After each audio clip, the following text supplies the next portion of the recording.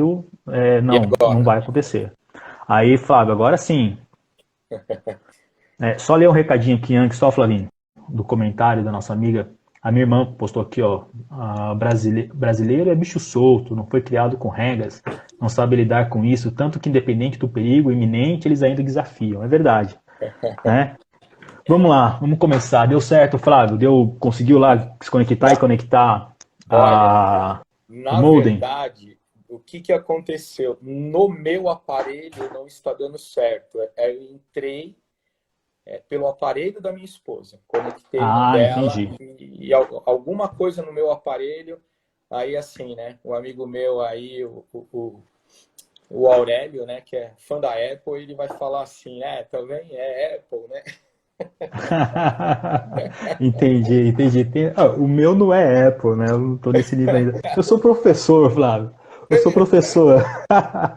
Como todo mundo diz, professor não trabalha, só estuda, né? É só dar aula, o professor só dá aula, não trabalha.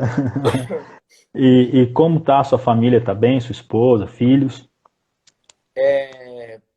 Assim, todos nós aqui estamos trabalhando, né, o trabalho de casa, né? Hoje eu estava lendo uma escritora falando, não, meu, eu vou falar, estou trabalhando de casa, não é home office, meu. Nós estamos home office aqui também, estamos bem, graças a Deus, né? Assim, lidando com esse tempo, tentando minimizar as neuroses, né? Que esse período de isolamento potencializa, né? Mas estamos bem, graças a Deus. Que bom, que bom. Eu tenho alguns amigos que falaram que iam acompanhar com a gente aqui o nosso bate-papo e alguns falaram que estavam ansiosos para poder te ouvir, né, achar interessante não apenas o tema, mas também o convite que eu fiz e quem é a pessoa que eu chamei para poder bater um papo, né? Antes de mais nada, primeiro eu queria te perguntar o seguinte, cara, dado o contexto que nós somos oriundo, né? Existe sempre um preconceito do meio religioso, seja ele eu acredito que muito mais no meio cristão, no meio evangélico, relacionado a essa área da ciência, que é a ciência que trabalha com a psique, a ciência que trabalha com a mente humana, seja ela na psicanálise, na psicologia ou até mesmo na psiquiatria. Existe muito preconceito relacionado a essa área da ciência com a minimização da sua importância e a espiritualização dos problemas que envolvem a saúde mental, né? Então, para a gente poder começar o nosso bate-papo, primeiro explica para nós, nada melhor do que um psicanalista para explicar o que é a psicanálise e qual é o campo de atuação dela. É, sem querer polemizar demais, né? Mas já polemizando, né? Entrando nessa questão, né? Como que você disse, em alguns meios religiosos, principalmente assim, no meio cristão evangélico, né? E é claro, existem as linhas e as denominações e algumas são mais religiosas e vem com uma certa resistência, né? A psique humana, né? Aceitam até um certo ponto, né? A psicanálise, ela, assim, de uma forma bem simples de tentar explicar, mas não simplória, a gente lida com o inconsciente do ser humano, né? Até quando você começa a estudar psicanálise, o que você mais vê inicialmente num sentido de uma figura, né, para tentar representar o que é essa nossa estruturação psíquica, né, o aparelho psíquico, enfim, é o desenho de um iceberg, né? A ponta do iceberg é a nossa consciência, é o consciente. A água ali é o nosso pré-consciente. E tudo aquilo que está embaixo, ali submerso, é o nosso inconsciente. E o que está submerso é muito maior do que o que está, né, sob as águas, né? Então, nós somos muito mais o que está submerso, ou seja, aquilo que está inconsciente, Porque se a gente pega até mesmo a questão do iceberg como essa figura, né, assim, para tentar representar isso, quem governa para onde o iceberg vai é o que está submerso, né? É o que está Sim. submerso. Então, a psicanálise, ela lida com o inconsciente, né? E aí, por que o inconsciente? É onde está as causas, né? A gente não trata o efeito, a gente não trata ali o que a pessoa fala assim, eu tenho tal comportamento. O comportamento é um indicativo de algo, né? É o efeito, né? Aquilo que É o aparece. efeito, né? Aquilo que aparece agora, o que te levou aquilo? O que você sente que te leva a fazer aquilo? Ou o que você sentia que te levou a fazer aquilo, né? Claro, eu estou aqui tentando explicar de uma forma a mais simples possível, né? Sem entrar em termos técnicos, né?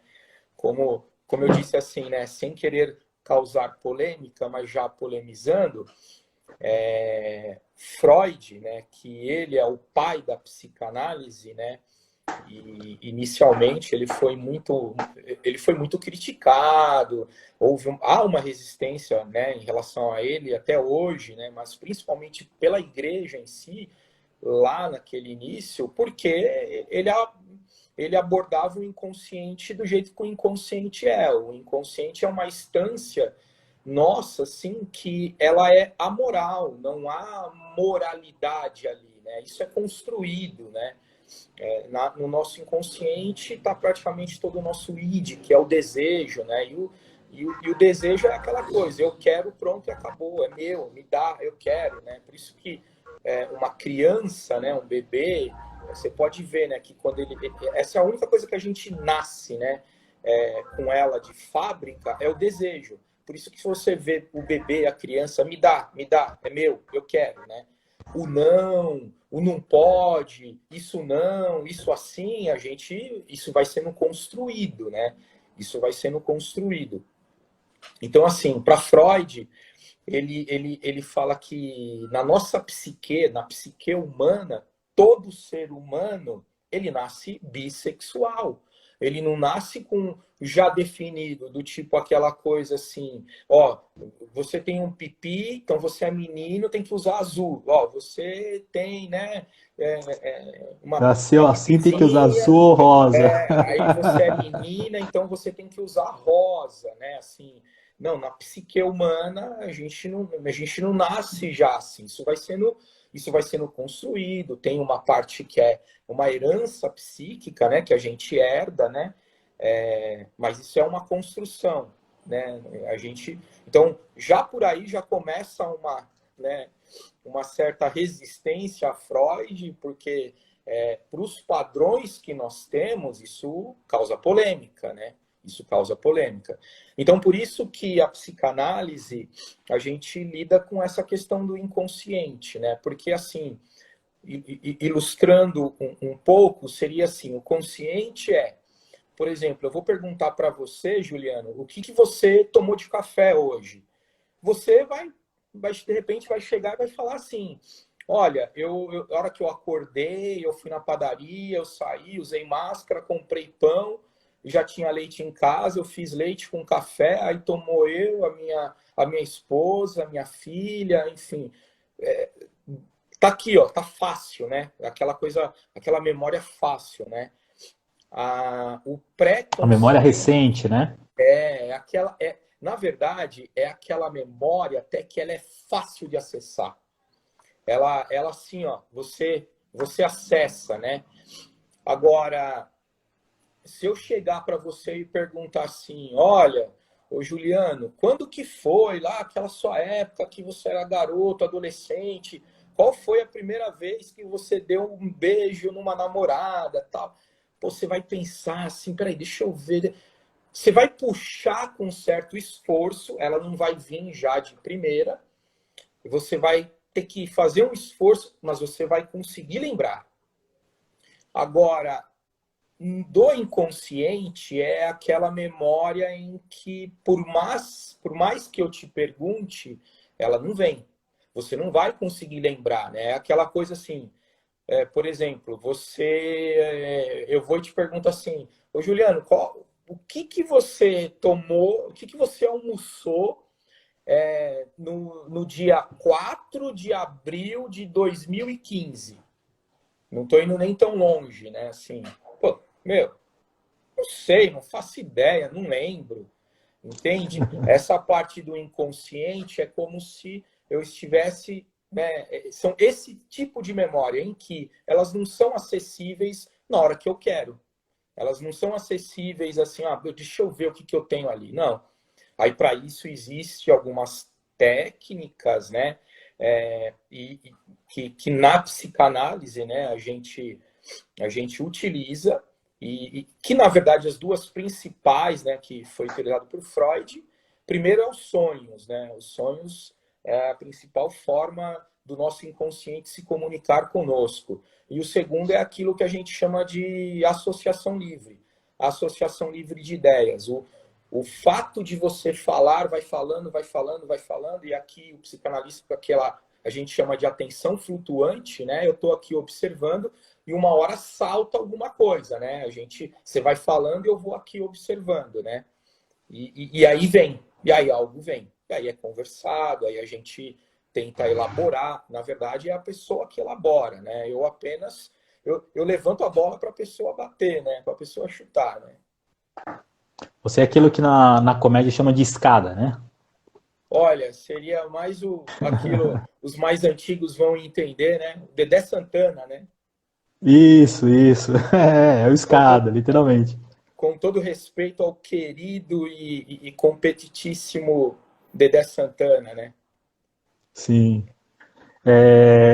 O Flávio, eu sugeri esse tema. Antes da gente começar, eu quero, né, agradecer a presença de várias pessoas que já estão aqui online nos acompanhando. Deus abençoe vocês. Obrigado pela confiança e pela credibilidade de estar aí nos acompanhando nesse bate-papo. Agradecer também ao Flávio por ter aceitado o convite e o desafio de abordarmos um tema tão presente e algumas pessoas até, de alguma forma, quem dera e quem possa encontrar nesse nosso bate-papo aqui algum tipo de ferramenta útil para esses dias, né? Eu sugeri um tema como provocação mesmo, né? Na verdade, esses temas são provocações para a gente poder iniciar um bate-papo com nada escrito, nada determinado, é só para a gente poder direcionar. Mas eu sugeri isso para você aquele dia que a gente conversou, solidão, solitude, quarentena, sobrevivendo aos tempos de isolamento. E na verdade a intenção, como eu te falei aquele dia, nós conversarmos sobre isso, é justamente porque essa primeira palavra do nosso tema, do nosso bate-papo, solidão, é um tema que incomoda e que atemoriza muita gente. O medo de ficar sozinho, o medo de estar isolado, né, o sentimento de abandono, a falta de repente de contato com outros, talvez pelo isolamento, o medo e receio que tem talvez de ficar consigo mesmo, não é? Essa companhia de si, para muitos, eu conheço muitas pessoas que não gostam de estar sozinhas justamente porque não é uma companhia para si mesma agradável. Muita coisa começa a vir na mente e começa a atemorizar muitas pessoas. Então, a solidão, de uma certa forma, ela é algo que muita gente tem medo, né? Não apenas a solidão de viver uma vida solitária, de ficar sozinha para a vida, ficar para titia, não é nesse tipo de solidão que nós estamos falando. Estamos falando da solidão enquanto uma experiência, quanto um momento, quanto um instante racional em que a pessoa se percebe só naquele momento e ela sofre. Sofre em razão, de repente, de não conseguir encontrar um sentido, uma saída, e quais são os efeitos que essa experiência da solidão pode promover na pessoa e como que ela pode trabalhar essa solidão, ou quando ela não consegue trabalhar, começa a gerar uma série de problemas emocionais, afetivos, psíquicos, aquilo que na psicanálise e na psicologia a gente chama de psicossomáticos, né? A psicossomatia é um fator presente nesses momentos na vida das pessoas. Se as pessoas soubessem o quanto daquilo que nós chamamos muitas vezes de doenças, o quanto que nós procuramos médicos tem a ver com esse lance da psicossomatização, de uma certa carga emocional que que cai sobre as pessoas e elas não conseguem trabalhar porque, na verdade, não conhecem a si mesmas, não conseguem perceber esses momentos. Mas a solidão, de uma certa forma, ela acaba sendo um entrave, acaba sendo uma problemática para muitas pessoas, né? Solidão, vamos lá, né? Como que as pessoas reagem, ou como que a nossa mente reage na solidão? Qual que é a diferença entre solidão e solitude? Porque eu coloquei as duas palavras, né? Solidão e solitude, né? E a compreensão dessa dicotomia, essa diferenciação faz a diferença na nossa saúde mental, né? É, é, é que assim, né? Uma coisa que eu acho muito bacana da psicanálise, quando a gente aprende um pouco mais sobre a psicanálise, e dos pensadores, um dos teóricos da psicanálise, que é Lacan, Jacques Lacan, né? Ele fala de uma coisa chamada significante, né? De uma forma bem simples, bem resumida, seria assim: o que aquilo, né, significa para você? Porque eu posso ir no dicionário, eu posso perguntar para todo mundo o que significa aquilo, né? Mas o importante é o que aquilo, né, significa para você.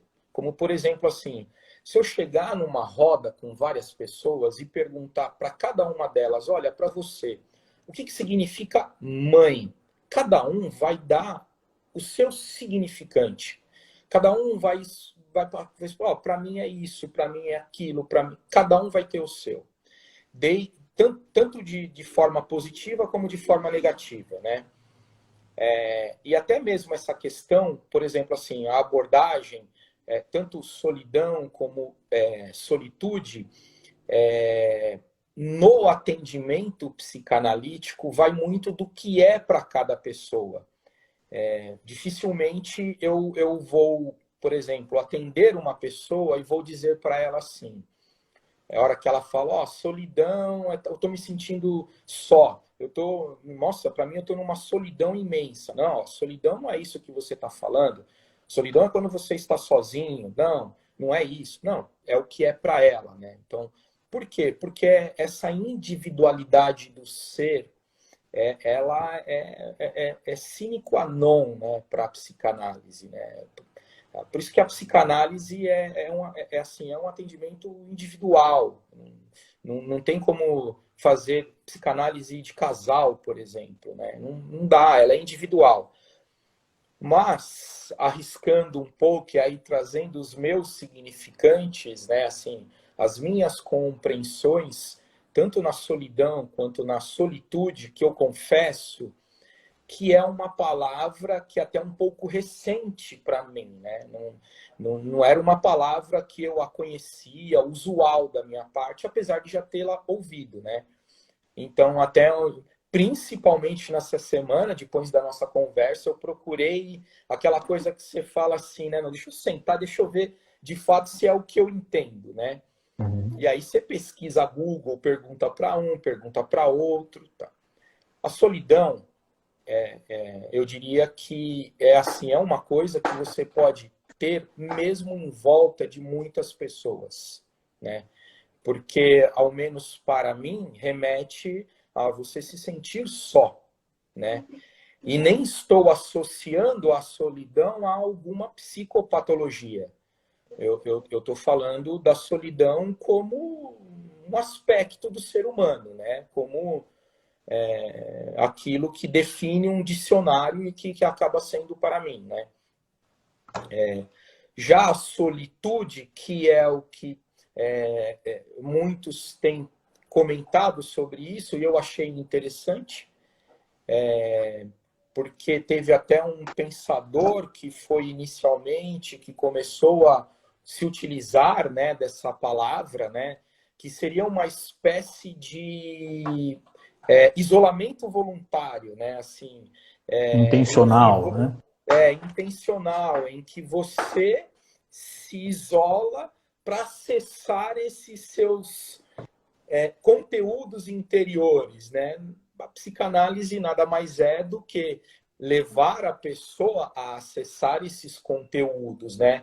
Para entender o que impulsiona ela, né, a ser como ela é, a se comportar como ela se comporta, né?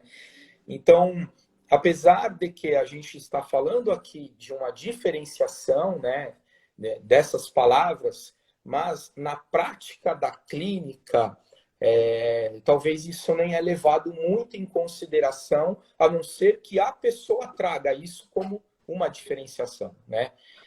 Muito provavelmente, as pessoas elas vão trazer tudo no mesmo pacote, uma solidão, né? Aquela coisa de estar só. E como disse, né? Às vezes eu posso estar no meio de uma multidão e ainda assim me sentir só, ter esse sentimento de solidão, né? Que aí é um quadro psíquico, né? Isso tem a ver com a nossa psique, né? Com a psique humana, né? Sim, sim.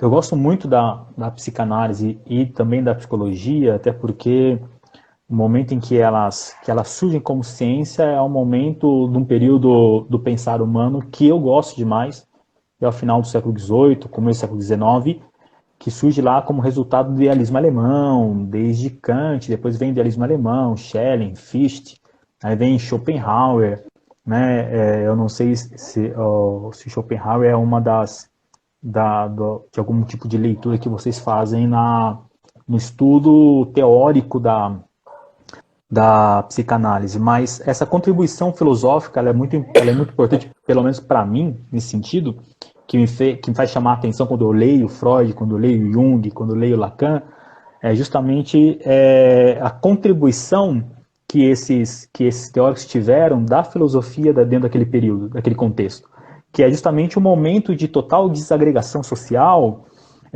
na ebulição da Revolução Industrial, aquelas transformações, a sociedade se transformando em algo extremamente complexo, o isolamento começa a se estabelecer naquilo que Durkheim vai chamar de sociedade orgânica, né? Quando se começa a ter uma divisão do trabalho extremamente intensificado e, como consequência disso, o isolamento e a individualização se estabelece. E Schopenhauer ele tem um termo que eu gosto muito de abordar quando leciono acerca dele, que é o mundo como representação, né? Ele vai abordar naquele sentido de que cada indivíduo, cada cidadão, cada ser, cada sujeito, ele compreende o mundo de uma forma, ou ele representa o mundo de uma forma, né? Então existe uma representação que eu vejo do mundo, que eu compreendo do mundo, que eu percebo, entendo e atribuo significado, e que é diferente de você, talvez até a mesma situação. É nesse sentido que cada um, para a psicanálise, dentro da sua experiência, entende, compreende, descreve a solidão também de uma maneira diferente. Sim. Esses dias eu ouvi uma frase, né, que eu ouvi do meu amigo Aurélio, que inclusive ele está nos assistindo, né, que ele disse assim: nós não perdemos ninguém, né? O isolamento, por mais que nos impediu temporariamente de estar em contato físico com o outro, não fez com que nós perdemos ninguém assim, porque primeiramente nós temos o melhor de nós, que somos nós mesmo, né? Eu tenho a mim mesmo, né? Então eu queria só fazer esse adendo complementando o que eu falei, né, inicialmente, né? Eu quero até fazer uma explicação aqui, porque assim há alguns que não sabem que psicanálise e psicologia, né, apesar de que elas se conversam, eu falo que elas são co-irmãs, né, mas são coisas diferentes, né? Sim, sim. A psicanálise dentro da psicologia, não assim, em hipótese alguma desmerecendo, né? Minha esposa, que também está aqui nos assistindo, ela é psicóloga e psicanalista, né? Ela acaba sendo mais uma matéria na psicologia, que acaba sendo... A psicologia ela é bastante abrangente, né? Abordando, assim, né? Tendo esse conhecimento de diversas linhas, que a grande maioria é mais, assim... adepta daquela linha que a gente chama o famoso TCC, né? Que tem a ver com aquela terapia cognitiva comportamental, né? E uma das linhas da psicologia que é a psicodinâmica, né? Que seria a psicanálise Sim, na psicologia, né? Então, assim, eu tenho uma formação apenas de psicanálise, porque a psicanálise em si, ela tem uma vida própria, né? Ela tem, é um mundo particular, né? O pai da psicanálise é Freud, né? Há alguns que falam que o pai da psicologia é Skinner, mas outros falam outros pensadores, né? Que eu não me recordo o nome de todos aqui, né? Mas que é muito citado é Skinner, né? Então tem essa diferenciação, né? Então eu mesmo eu tenho pouco conhecimento de alguns pensadores, né, de alguns teóricos, né, da psicologia, né, apesar que tanto a psicanálise quanto a psicologia bebem muito na fonte da filosofia, né, sim. da filosofia, né, enfim. Então, você vê muitas obras da psicanálise ali bebendo na fonte, né, da filosofia, né.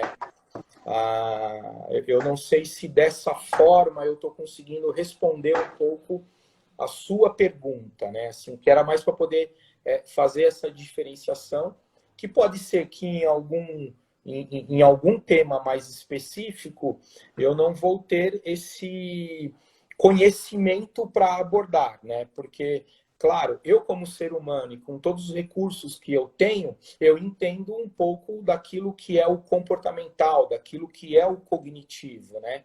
Mas não é a minha área, né? Eu não tenho tanto esse conhecimento e o traquejo disso. A gente utiliza isso assim na psicanálise como indicativo, né? O comportamental e o cognitivo, né, são indicativos, principalmente naquilo que é o cognitivo, que é para entender o quê? Qual que é a linguagem do inconsciente dele, né? Porque essa é uma das, assim, o que a gente acaba fazendo na psicanálise, que é entender como que essa estruturação da linguagem no inconsciente da pessoa, né? Que aí, de certa forma, envolve aquilo que eu havia comentado, né? O que é para ela, né? Aquilo especificamente. O que que é para aquela pessoa solidão? Ah, solidão para mim é quando eu estou sozinho. Ah, solidão é quando ninguém me liga, né? Solidão é quando eu não estou entrando nas mídias sociais. Cada um vai dar o seu. Solidão é quando não conecta celular. Solidão é quando não conecta celular, né? A gente lembra aquele episódio, um dos últimos, né? Que quando um juiz aqui no Brasil determinou o bloqueio do WhatsApp, né, meu, algumas pessoas Sim. passaram mal literalmente, né, mal de parar em um pronto-socorro, né. Então, aí, meu, imagina aquela sensação de, assim, de solidão, daquilo que a pessoa sentiu, né. Mas entrando nesse sentido que você tocou, algumas palavras que você trouxe, né, eu diria uns significantes no sentido da solidão, de se sentir só, de se sentir abandonado, né, que tem a ver com aquela coisa do desamparo, da ansiedade, né? Nós vivemos uma época da ansiedade em nível assim astronômico, né? Freud abordava esse tema da ansiedade dizendo como ansiedade é um sentimento de desamparo, né? Quanto maior esse sentimento de desamparo, maior vai ser a minha ansiedade, que tem a ver lá com o futuro, né? Se eu não me sinto amparado nesse momento, então eu não me sinto capacitado para lidar com o que está por vir, que eu nem sei o que é, né? Então isso aumenta a minha ansiedade. E aí, nesses tempos de quarentena e nesses tempos de isolamento, esse sentimento aflora muito mais, justamente talvez pela falta de certeza do que será o amanhã, do que será de repente daqui a um mês, né? Até porque, né, Juliano, que é uma preocupação real, que é a questão econômica, né? Assim, tem muita gente que não está trabalhando, não tem nem certeza se a empresa vai conseguir pagar, né, o salário, e tem umas empresas que nem tem como pagar. Há aqueles que, como eu, que sou autônomo, então eu dependo, né, do meu trabalho para poder, né, dar conta das minhas contas, né? E assim, nesse período eu estou fazendo atendimento online, mas caiu bastante, né? Caiu bastante os atendimentos. Não é todo mundo que consegue se disponibilizar, né, para fazer um atendimento online ou tem um lugar para isso, né? Então, essa é uma preocupação real. Realmente, ela é algo real, né, que potencializa isso que nós já temos. Essa questão da ansiedade, que tem a ver com esse sentimento de desamparo que nós temos, que remete à nossa infância. Essa questão do desamparo, ela é construída lá na nossa infância, né? Ela se inicia ali, né? Por uma série de questões, uma série de fatores ali que, se a gente fosse entrar aqui, né, nisso, seria só uma live só para falar disso, porque Só para falar das muito conteúdo, implicações, né? né? As implicações, e não só, alguns chegam a falar alguns pouco mais eu não diria talvez ousados, mas um pouco mais radicais, afirmam até que essas lembranças, essa primeira infância remonta ao período até ultrauterino, né? Naquela experiência da própria gestação, do desenvolvimento da gestação, né? Olha,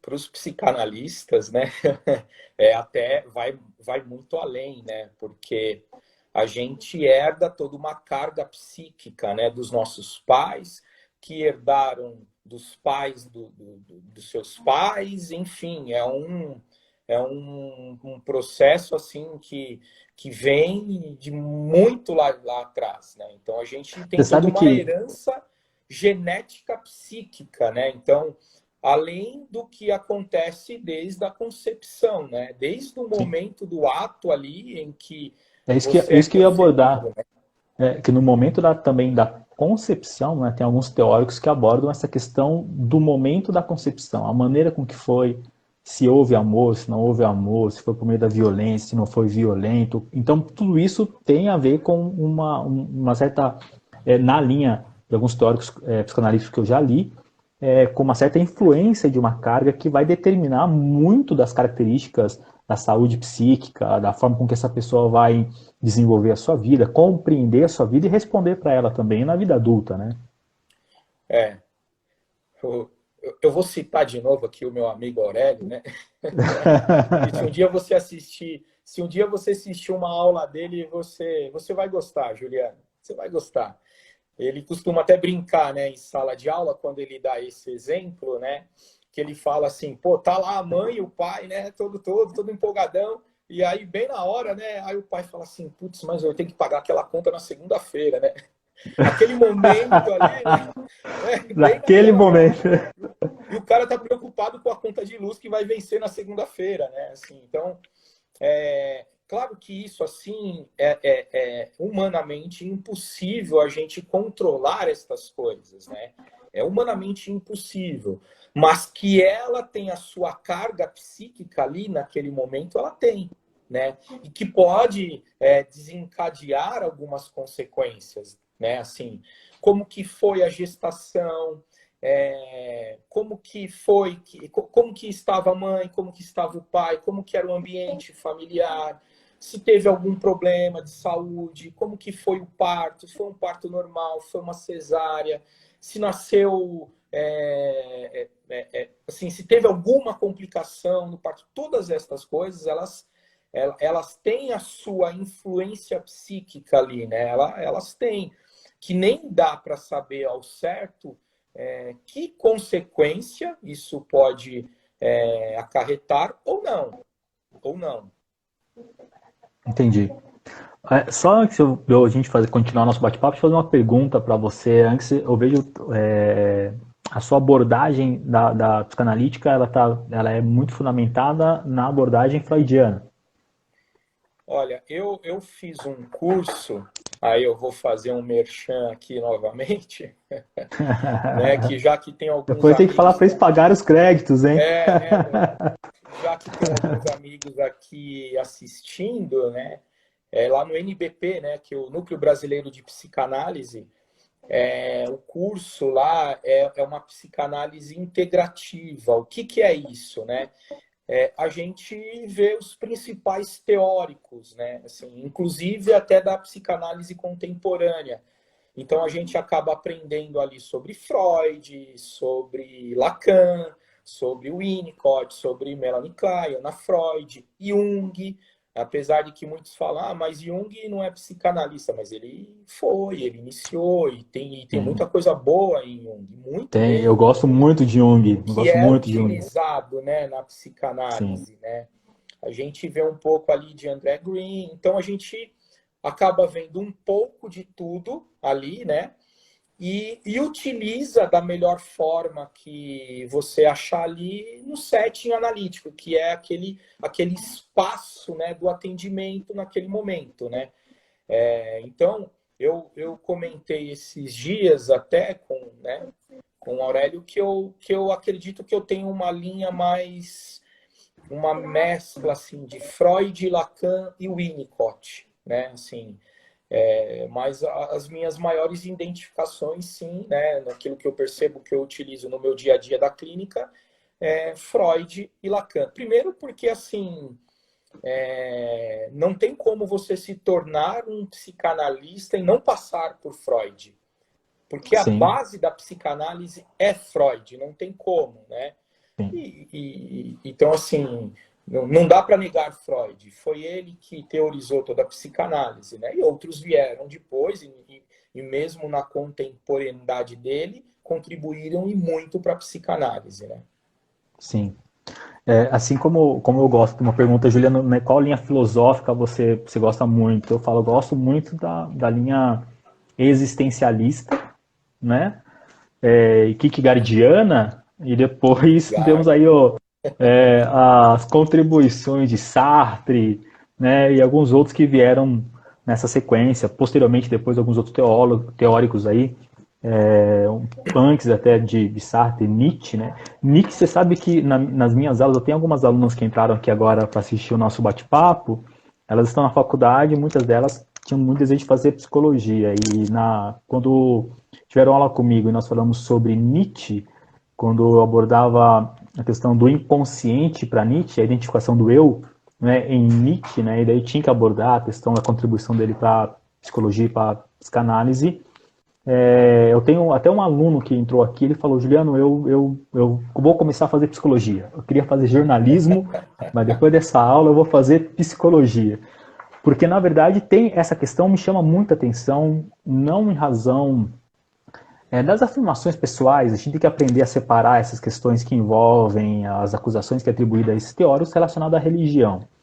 Mas a contribuição que eles dão ao pensamento e à própria sociedade no que diz respeito à identificação do sujeito, a relação dele com ele mesmo, com o mundo, com o seu próprio inconsciente.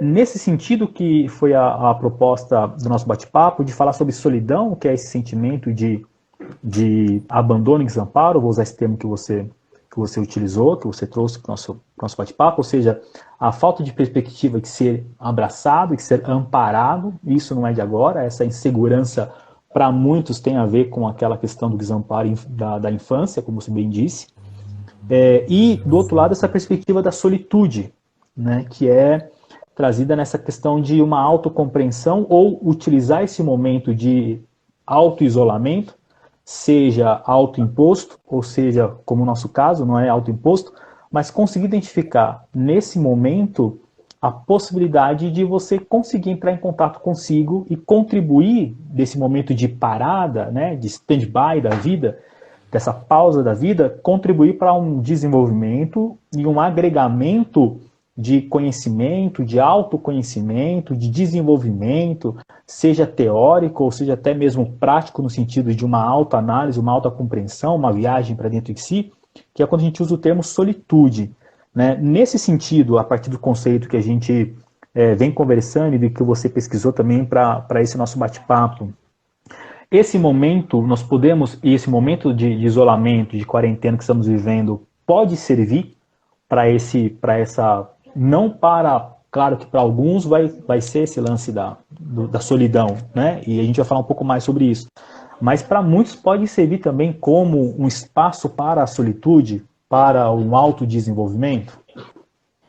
Sim, sim. Eu diria que é quase que uma obrigação, né? Porque você está sendo obrigado, né, a lidar consigo mesmo, né? Num período em que você está sendo obrigado a estar isolado, né? Seja no convívio com outras pessoas dentro de casa ou consigo mesmo, né? Ah, uma coisa que acontece, Juliano, é que assim a gente evita sentir. Nós fugimos do sentimento, nós fugimos do que nós estamos sentindo. Claro, não é tão simples, não é tão fácil lidar com o sentimento, porque alguns sentimentos eles doem, né, machucam, né? E por Nós isso poderíamos que utilizar, ao lado desse termo sentimento que você está abordando, a palavra também afeto? Porque ó, algumas pessoas, eu não sei se de repente na linha da psicanálise faz essa diferenciação, porque algumas pessoas chamam de afeto aquilo que de repente que é o sentimento que elas estão desenvolvendo, né? O lance de você ser afetado, né? foi até interessante você tocar nesse assunto, porque para a psicanálise, né, afeto é qualquer coisa que me afete, seja para o bem ou seja para o mal, seja bom ou seja ruim. Afeto é qualquer coisa que me afete, né? E então, na psicanálise a gente aborda o afeto desta forma. A gente aborda o afeto como qualquer coisa que me afete, seja para o bem ou para o mal, seja bom ou ruim. Aí dá até para dizer que sim, né? Mas aí novamente a gente vai entrar naquilo que também tem muito a ver o que é para aquela pessoa, né? Aqui é Sim, claro, sim, né? Eu estou tentando falar as coisas de uma certa forma, mais na parte da teoria da psicanálise, né? Sem sim. ser tão teórico, sem ser tão técnico, né?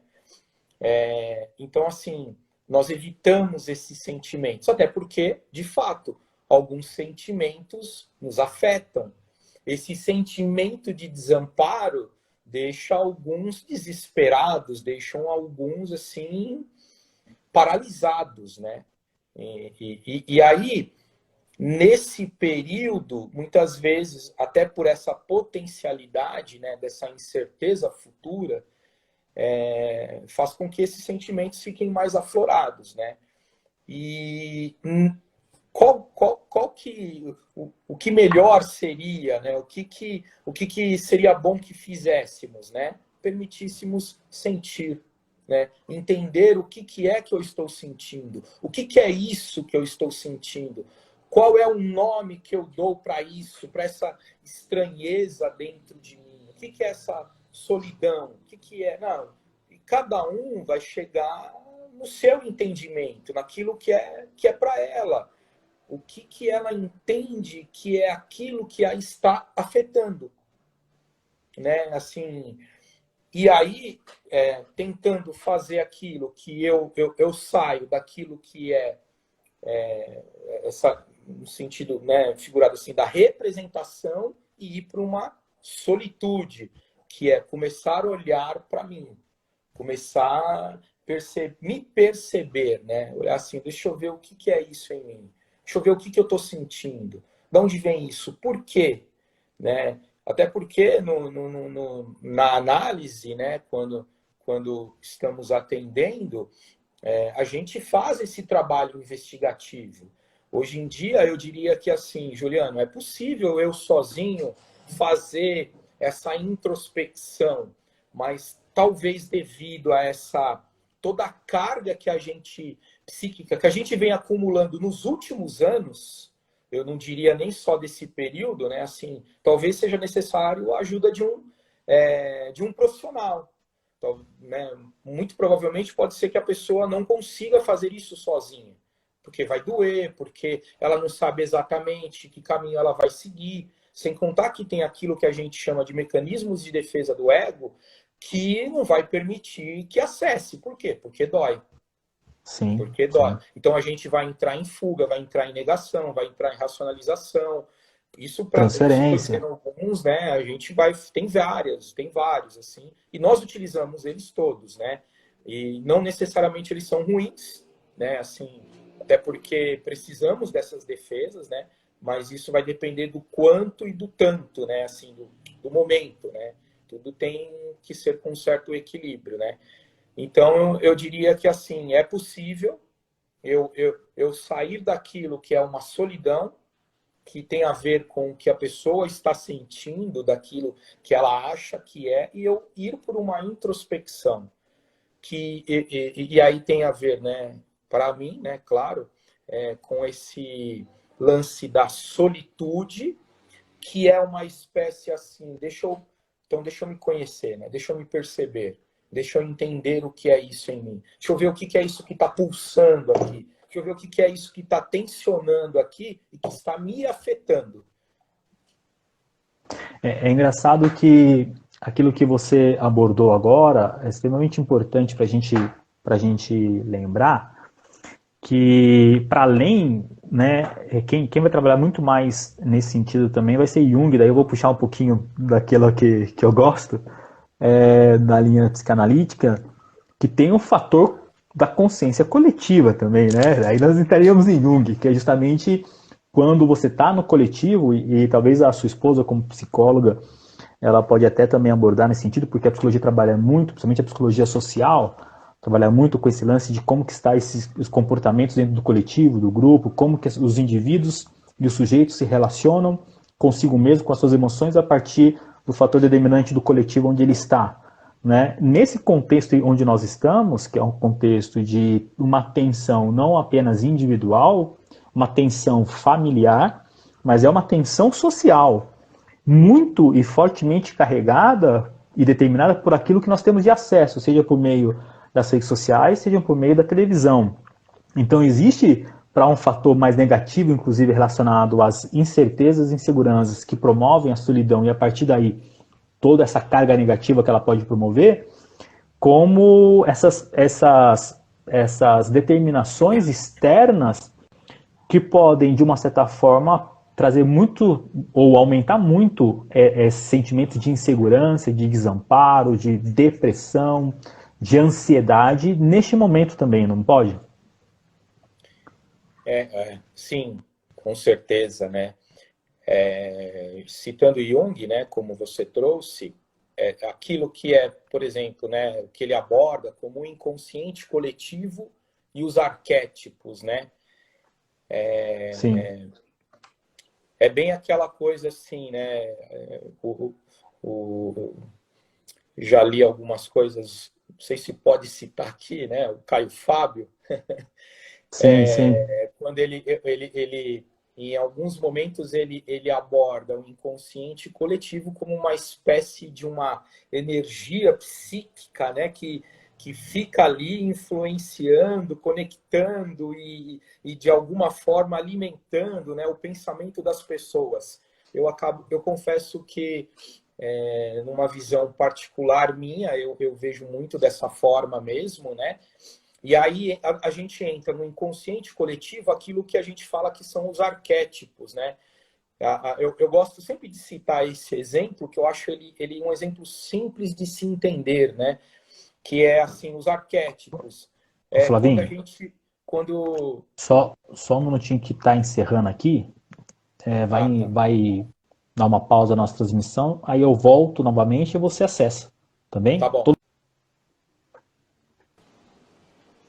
Isso, aí a gente voltou. Peraí. É que eles têm Ah, o Instagram tem um tempo de transmissão, dele encerra. 40 minutos, né? Isso. Eu acho que vale a pena a gente só esperar um pouquinho para o pessoal retornar, né? E aí eu Sim. retomo a minha linha de raciocínio aqui, tá? Você falou nessa questão aí, só antes de você abordar essa resposta, esse comentário, você citou um pouco do Caio nessa compreensão que ele tem. Sabe que a primeira vez que eu li Freud foi por meio de um livro dele, né? Eu estava lendo aquele livro O Enigma da Graça dele e ele estava falando sobre totem tabu. Ele cita no meio do livro Totem Tabu e eu fui pesquisar acerca desse livro. Eu comprei o livro do Freud, Totem Tabu, para ler, não consegui entender. É, Não consegui entender nada. Eu li uma vez, não entendi nada. Eu li a segunda vez, continuei não entendendo nada. Na terceira vez que eu li, eu comecei a entender o que significaria totem para ele. Na quarta vez que eu li, comecei a associar o que é o totem e tabu. Na quinta vez, eu confesso que eu comecei a compreender, a ter uma ideia do que se tratava o livro. Mas ele já foi olha, um pouco mais de 5 vezes. eu acho que o próprio Caio explica o totem e o tabu melhor até do que o próprio Freud, viu? Sim, você sabe que esse termo, quando Freud escreve esse livro Totem Tabu, porque o termo totemização, ele é da sociologia, né? É um termo da sociologia que os antropólogos, na verdade, eles estavam utilizando muito, né, no contexto quando eles começam a fazer uma análise das sociedades antigas, então eles começam a abordar esse termo daqui que seria a totemização, né, dos indivíduos e dos elementos correspondentes, sejam eles figurativos relacionados a animais, pessoas, plantas, répteis e tal.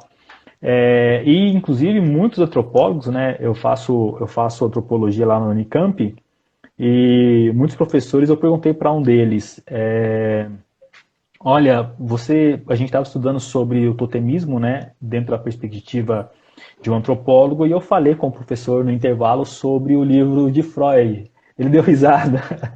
Aí ele falou assim, eu falei, o que você está me perguntando? Eu falei, porque eu li esse livro de aula. Eu sempre comento que para mim começar a entender o que era, eu tive que ler 5 vezes.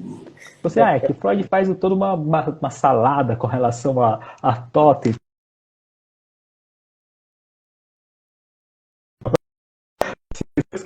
Totem, então vou dar outro livro para você ler, mas não leia Freud não. Eu falei, pá, agora que eu consegui entender o cara, pô. Bom, eu acho que algumas pessoas já conseguiram retornar, né? Aí só daqueles que entrou que eu conheço, né? Assim, a minha esposa, claro, um beijo para ela, né? Nosso querido Carlos Bregantin, O né? Brega, um O abraço, Brega. Brega. A Rosinadim, que é uma psicanalista em formação lá do NBP, uma querida, né?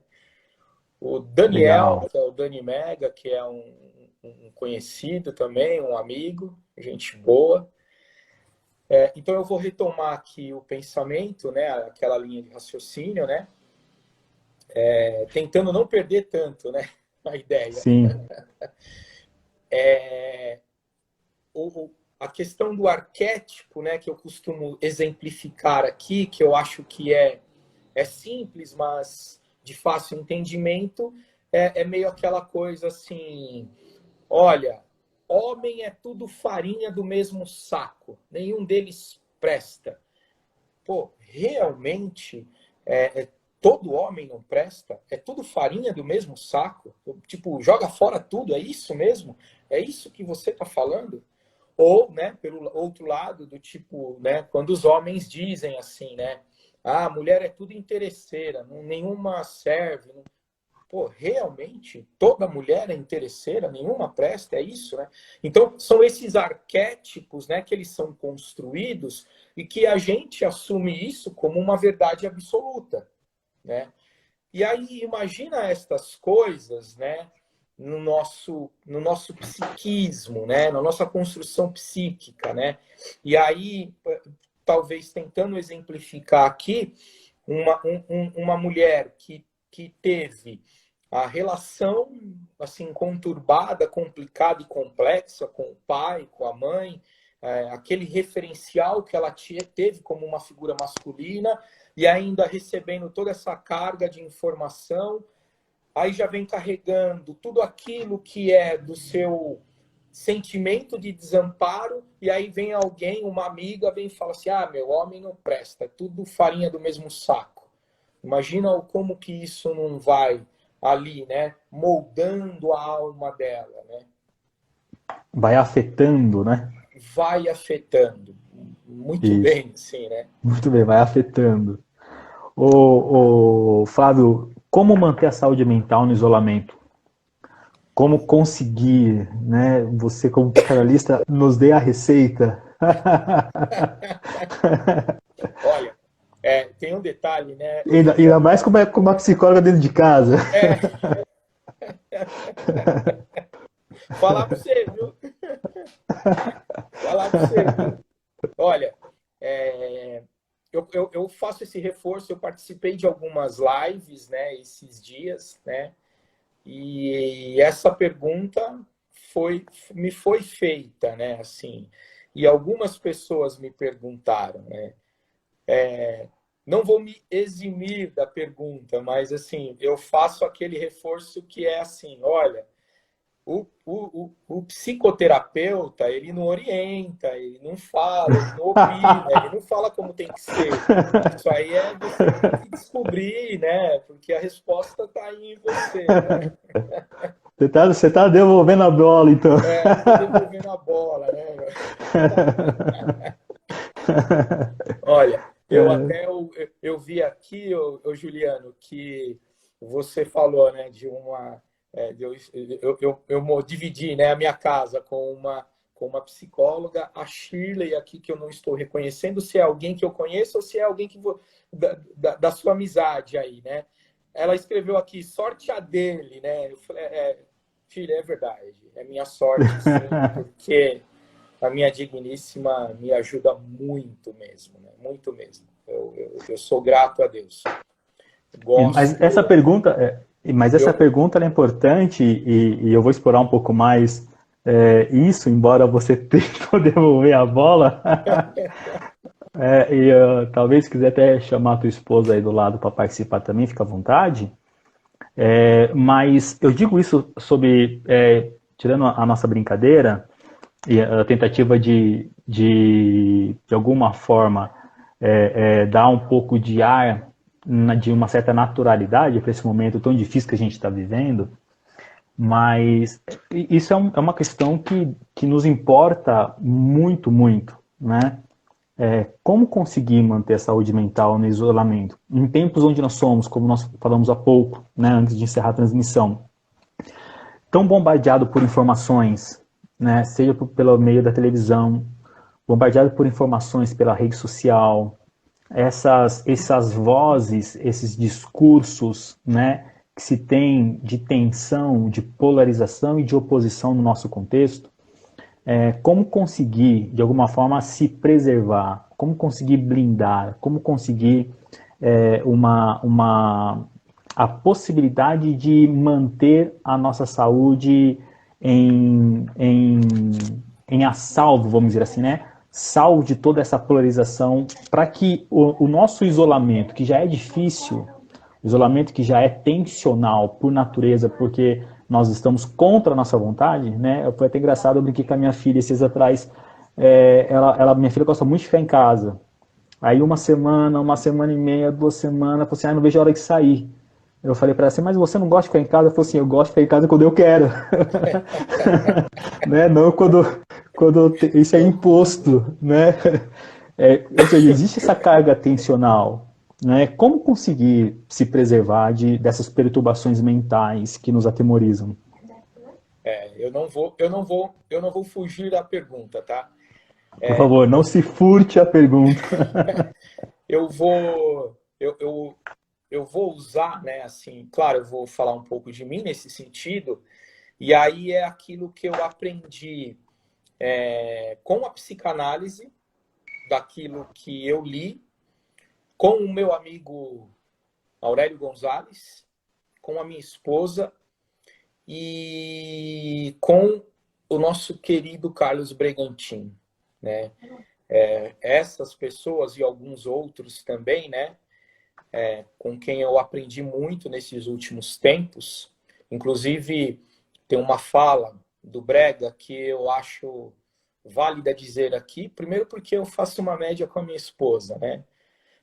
Mas segundo porque também, assim, quem sabe levar os homens a uma boa consciência, que é aquela, assim, um homem que encontra uma boa mulher, o homem que encontra uma boa companheira, esse ganhou na loteria, né? Então eu posso dizer que eu ganhei na loteria.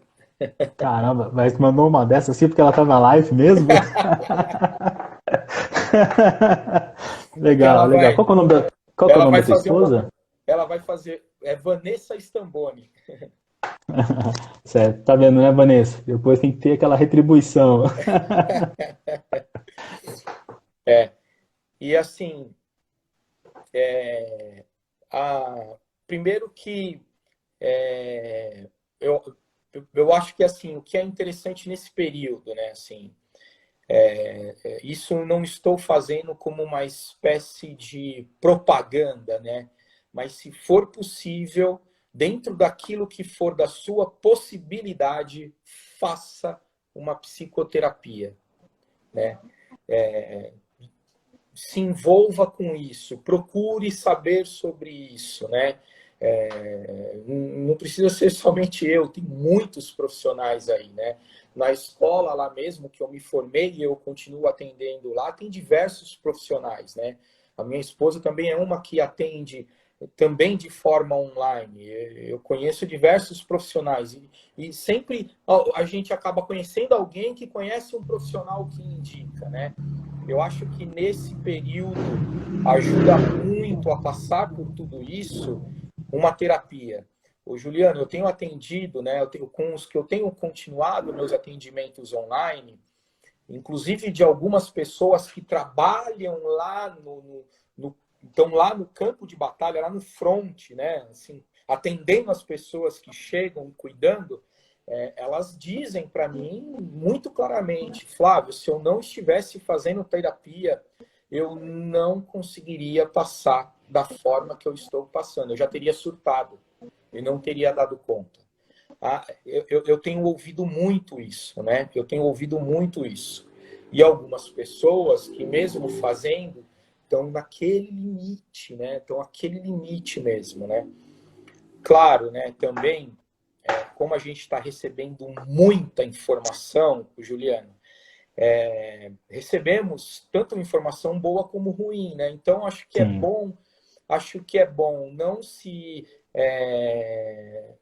isentar de nenhum tipo de informação, mas também fazer isso com certo controle, evitar um exagero de certas informações, evitar alguns tipos de informações, evitar embates, né, que não levam a nada, que só tira a nossa paz, né, nesses tempos que não tenho intenção alguma de entrar nisso, né, mas assim, a gente está num tempo no Brasil de muita polarização, principalmente por causa da sim, é política, verdade. e levamos essa polarização para esse momento tão difícil, né? Assim, que a humanidade está passando, não é só o Brasil, né?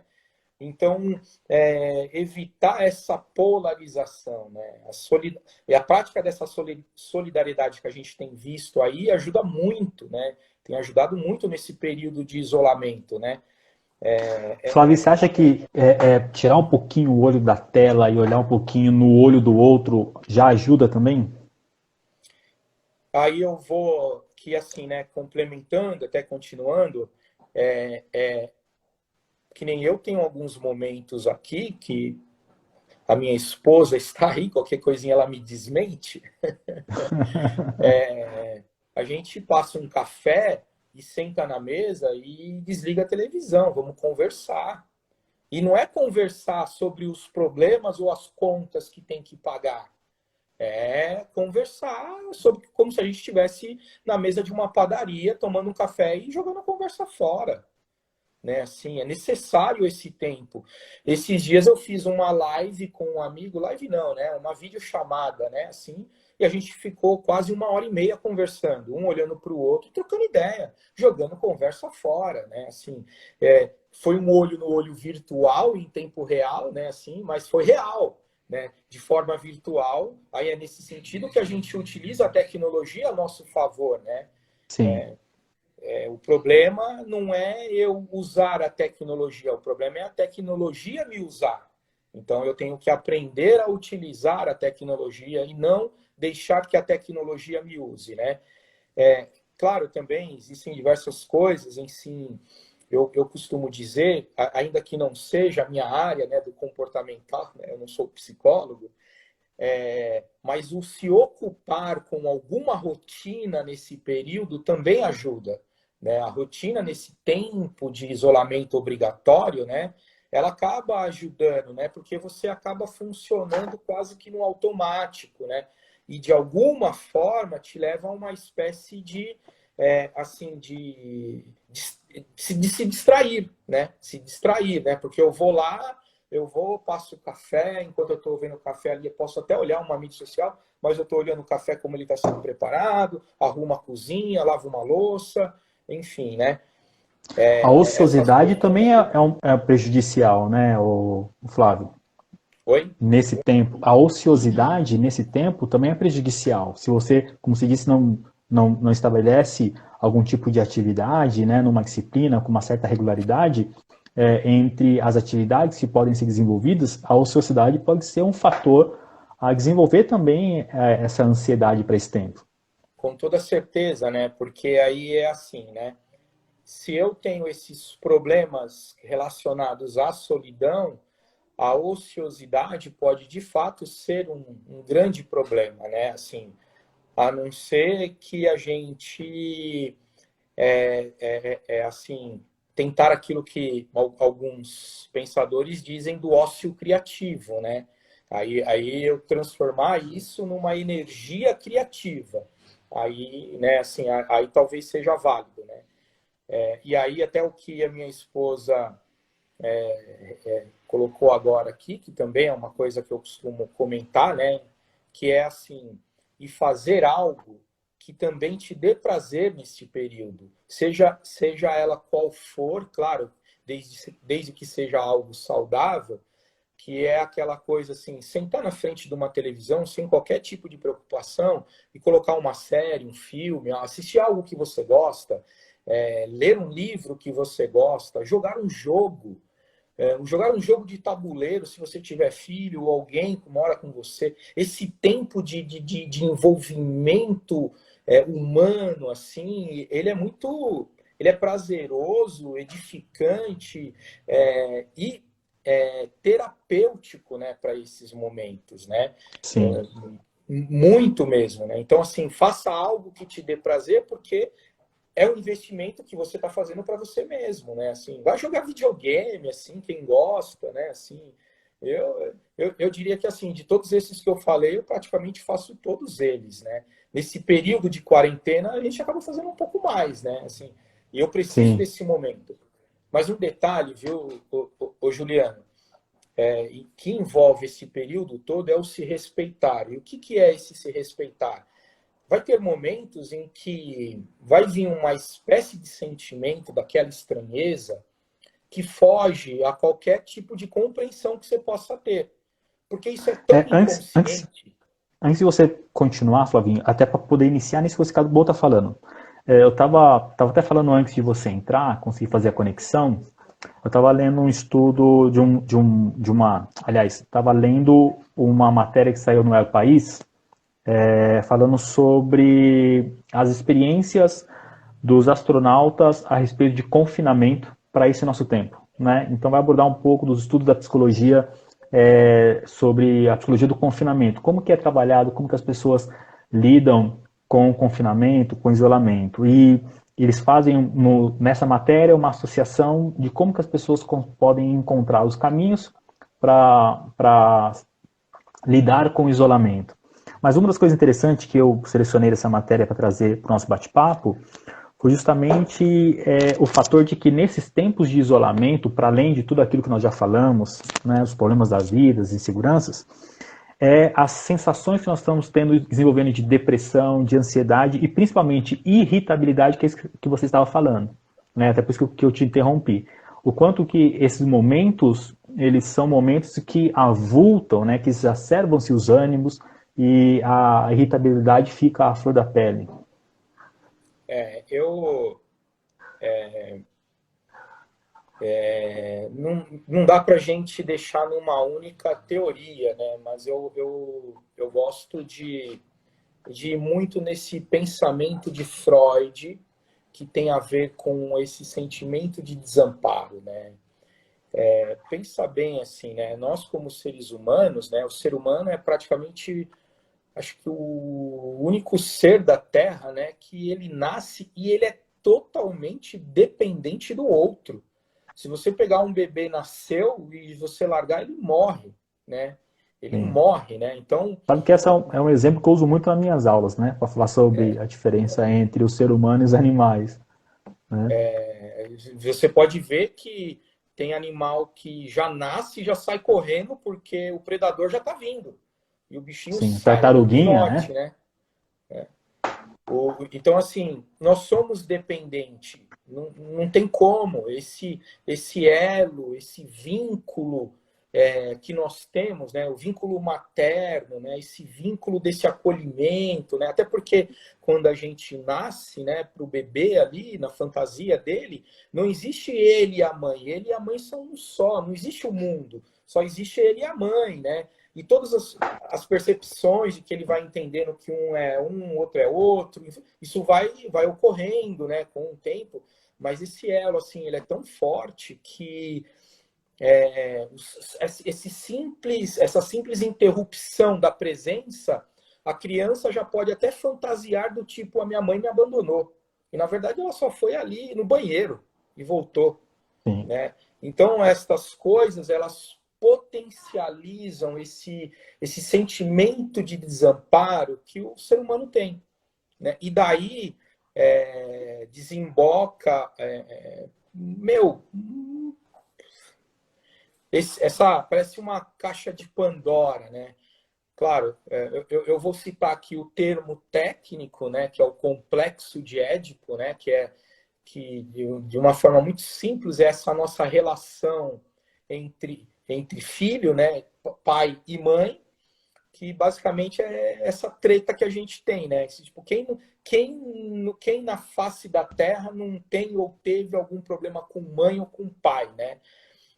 Sim. Sem entrar em muitos detalhes técnicos disso, mas basicamente o que Freud fala como complexo de Édipo é isso.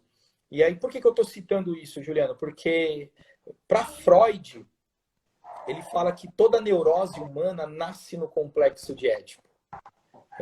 Aí, é claro, né, a gente teria que fazer uma outra live só para falar sobre Só para complexo de explicar isso. Édipo Até e porque tem todas que as suas... compreender primeiro o que é o mito de Édipo, o que ele fala, né? Para depois Sim, fazer a leitura psicanalítica. por isso que eu até abordei, apesar de que eu falei o complexo de Édipo, eu dei essa simplicidade que alguns psicanalistas não gostam, né, de falar essa treta aí de filho, mãe e pai, né? Assim, mas de certa forma é isso, né? E daí desencadeia tudo isso, né? Porque quando a gente para pensar, quem é que de fato, quando a gente nasce e que cuida de nós, que nos dá esse amparo? É o pai e a mãe. E principalmente a figura materna, né? A figura materna nessa questão do amparo, ela é essencial, ela é a mais forte, né? Assim, então, aí dependendo de como é a vida, dependendo de tudo que aconteceu, isso vai formando, né? Essa construção, essa estruturação psíquica da pessoa, o que vai deixando ela cada vez mais ansiosa, que tem a ver com esse desamparo. Deixa eu fazer uma pergunta, Flavinho.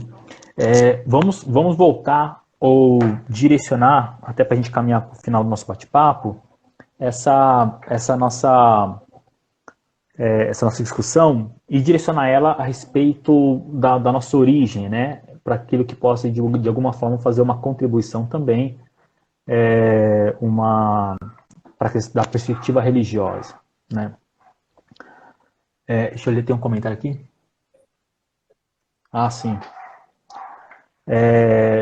Como que a gente pode, de uma certa forma, num contexto em que, como nós falamos inicialmente, a respeito da associação entre essas linhas das teorias que trabalham com a psique humana, com a mente humana, e a questão religiosa, essa oposição que existe entre elas e certo conflito, como que nós podemos, de alguma forma, superar ou passar por esse momento de tensão, com tudo isso que nós já falamos, né, a partir de tudo que nós já falamos, sem com que nós tenhamos uma releitura desse contexto espiritualizado, né, do que eu estou falando. Eu até coloquei aqui no nosso roteiro para mim poder falar para vocês. Olha lá, como passar por este momento de tensão no isolamento, sem com que a compreensão da vida, a partir de uma perspectiva religiosa, seja ela das mais variadas, que seja sua religião, sem com que ela possa resultar em repercussões psicológicas negativas, né? A partir de uma psicossomatização em razão de ansiedades e inseguranças, mas que acabam sendo transferidos para a espiritualidade. Então, nós estamos passando por este momento e dentro do contexto religioso sempre é feita uma leitura desses fenômenos psíquicos que são importantes e vale a gente frisar essa experiência de que a nossa mente ela é uma ferramenta, ela é uma máquina fantástica, mas que tem hora ela buga, né? Ela precisa de reparo, ela precisa de amparo, ela precisa de manutenção, ela precisa de atenção. E nem tudo que acontece na nossa vida, que envolve a nossa mente, é espiritual. Eu, particularmente, diria que muita coisa que acontece tem muito mais a ver com questões psíquicas com o lado espiritual, não minimizando a espiritualidade. Mas é que dentro da perspectiva religiosa, existe sempre esse lance da valorização da espiritualidade em detrimento daquilo que é psíquico, né? Ou psicossomático. Como conseguir passar por este momento dessa tensão do isolamento sem direcionar ou sem espiritualizar esses sentimentos, essas afetividades que estão tão presentes nesses momentos? Como não espiritualizar, né? Partindo da perspectiva religiosa e da origem religiosa, como não espiritualizarmos essas experiências? Olha, Juliana, eu vejo assim, né? Isso até tanto pelo que eu já li a respeito, né? Tanto estudando a própria teoria e da minha clínica, né?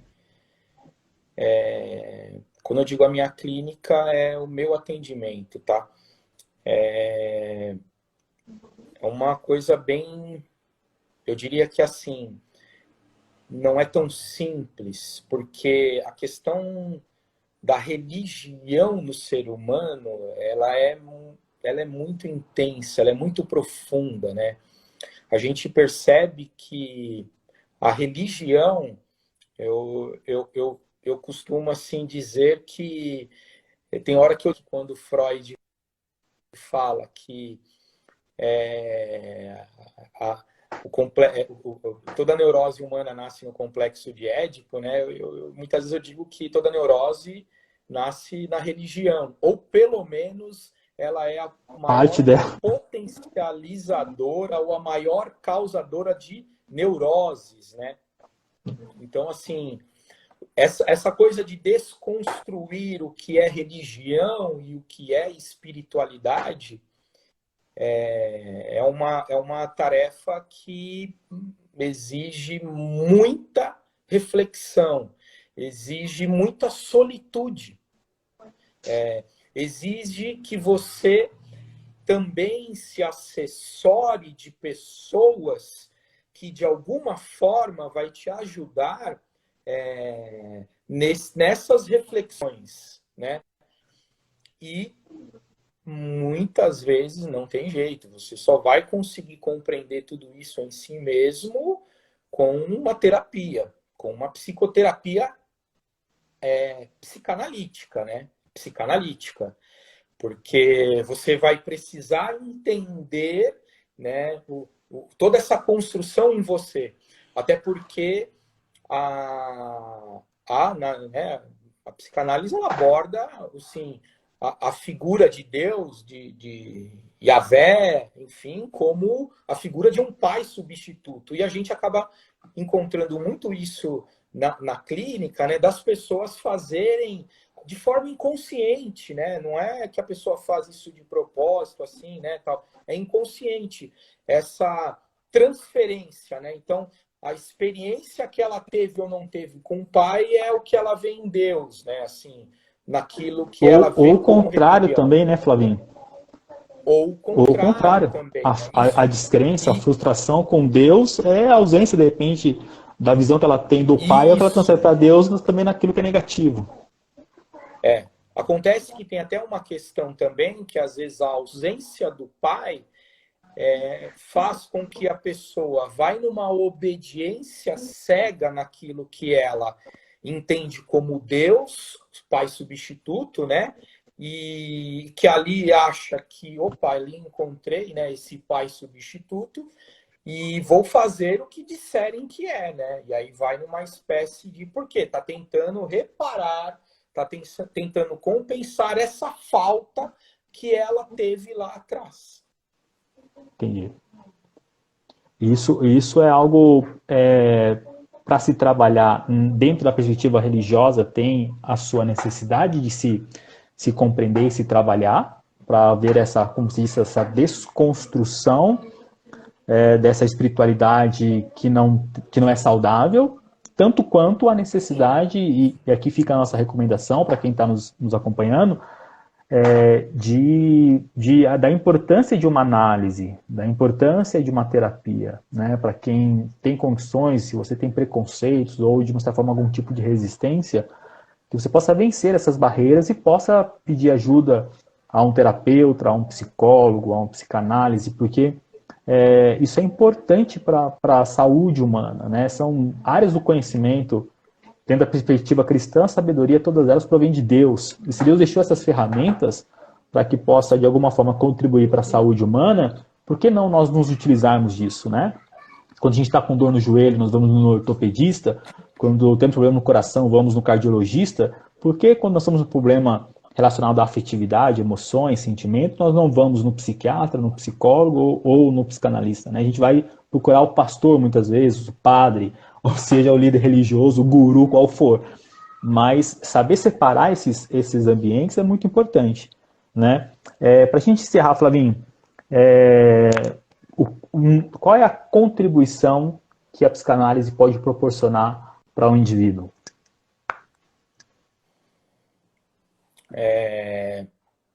Além do autoconhecimento, né, do conhecer a si mesmo e o de se perceber, né, Freud dizia que a psicanálise é a cura pelo amor, é a cura pela fala, né?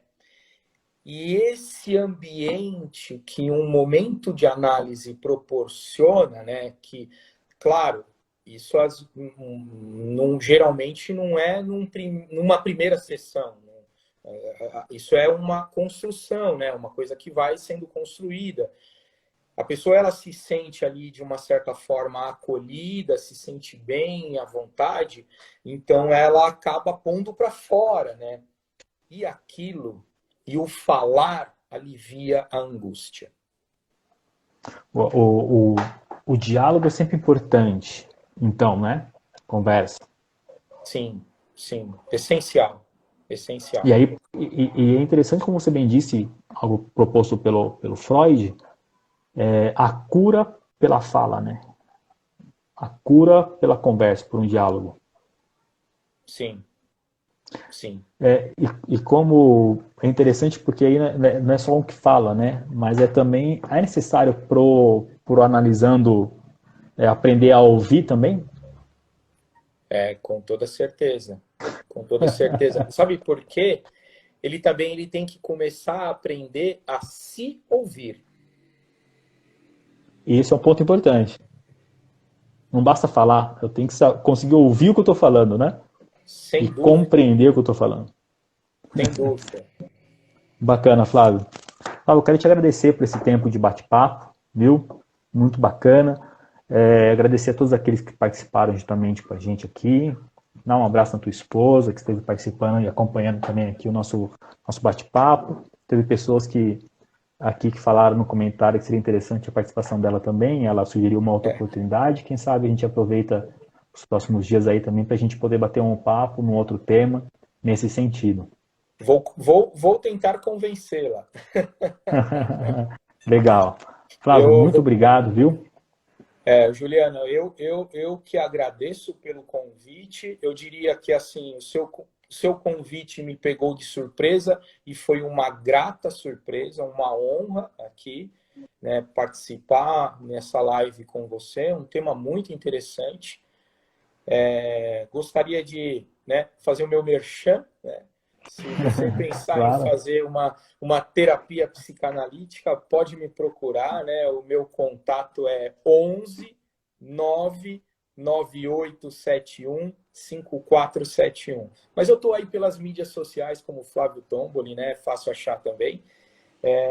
E mais uma vez, Juliano, muito obrigado. E estou à disposição para, quem sabe, uma outra conversa, em outro momento, outros temas. Ok. Obrigado. Uma boa noite para você. Se cuida, lave as mãos. Dá um abraço na Só um esposa, na detalhe, família. né, que você falou agora de lave as mãos, né? Esses dias eu estava conversando com um amigo e com a minha esposa, né? Eu tenho o hábito de assistir o jornal pela manhã, né? É o que eu mais assisto, assim. E muito se fala, né, dos cuidados, da higienização, de ter tudo isso, mas pouco se tem falado sobre a saúde mental tão essencial para esse tempo. Sim. Eu ia falar agora na sequência. Lave as mãos e mais do que tudo, né? Vamos aprender, tentar passar por esse momento sobrevivendo ao isolamento a partir do diálogo, da conversa, da tolerância, né? E de manter, uma coisa que eu esqueci de falar o que é muito importante nesse tempo, aí nós poderíamos ficar mais meia hora falando aqui, é sobre respeitar os espaços um do outro, né? A importância de, nesse momento, aprender a respeitar os espaços um do outro. Eu acho que muito dos conflitos e das irritabilidades que surgem nesse tempo é justamente por a gente não conseguir, dentro do mesmo ambiente, respeitar o espaço um do outro, né? Estabelecer esses limites, essas fronteiras, é muito importante, né? Fica aqui também o meu abraço a todos aqueles que nos acompanharam, tá bom? Muito obrigado pela participação, mais uma vez, Deus abençoe você, sua Obrigado. família, um abraço à sua esposa. E obrigado aí pela Sheila e bem participativa aí. Agradeço Sim, sim, pelo abraço aí, viu? ok. Ação, beijão para você, até a próxima. Tchau, tchau. Tá.